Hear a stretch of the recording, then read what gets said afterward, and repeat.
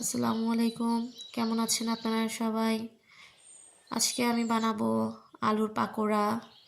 তো তার জন্য আমি আলুটাকে ভালো করে কেটে নিয়েছি।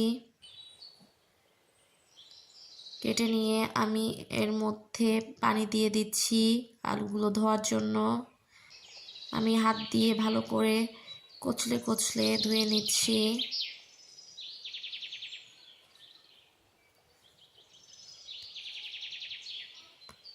পানিটা ফেলে দিয়ে আমি আবার আলুটাকে ধুয়ে নিব। আমি এভাবে কয়েকবার আলুটাকে ধুয়ে নিয়েছি। আলুটা ভালো করে ধুয়ে আমি হাত দিয়ে চেপে পানিটা নিংড়ে নিব। পানিটা নিংড়ে আলাদা একটা বাটিতে নিয়ে নিচ্ছি। এর মধ্যে আমি দিয়ে দিব হাফ কাপ ময়দা, দিয়ে নিব হাফ কাপ কর্নফ্লাওয়ার, দিয়ে দিচ্ছি হলুদ গুঁড়া, পরিমাণ মতন লবণ, জিরা গুঁড়া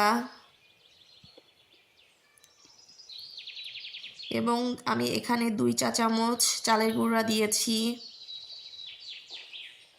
দিয়ে নিব রসুন বাটা। এবার সবগুলো উপকরণ আমি একটু হাত দিয়ে মেখে নিব।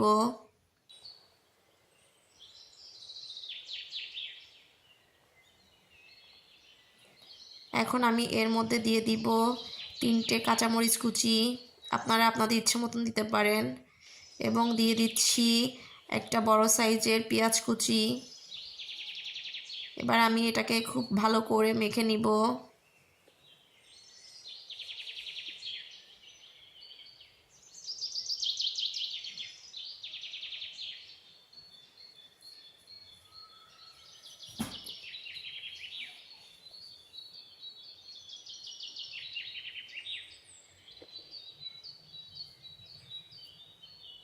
এভাবে ছোট ছোট করে পাকোড়া করে নিব।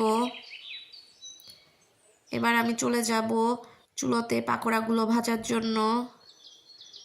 চুলাতে একটা কড়াই বসিয়ে দিয়ে আমি এর মধ্যে পরিমাণ মতন সয়াবিন তেল দিয়ে দিয়েছি।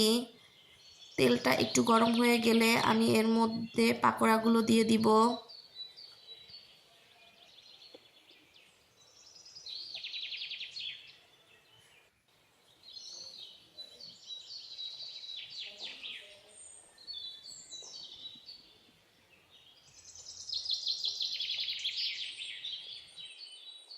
এক পাশ হয়ে গেলে আমি উল্টে নিব।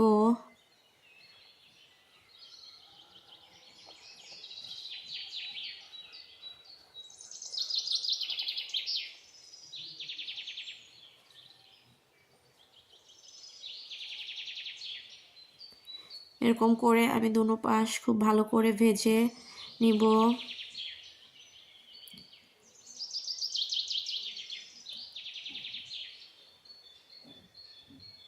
ভাজা হয়ে গেলে আমি তেল ঝরিয়ে তুলে নিব। এভাবে আমি সবগুলো পাকোড়া ভেজে নিব। আমি এখানে 2বারে ভেজে নিয়েছি, কেননা একবারে সব দিলে একটার সাথে একটা লেগে যেতে পারে। এই জন্য আমি অল্প অল্প করে 2বারে ভেজে নিয়েছি।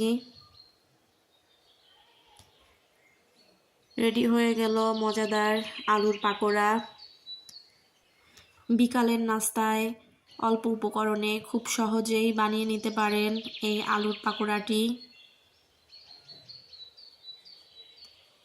আমার ভিডিওটি যদি আপনাদের ভালো লেগে থাকে তাহলে লাইক, কমেন্ট এবং আমার চ্যানেলটি সাবস্ক্রাইব করে আমার পাশে থাকবেন।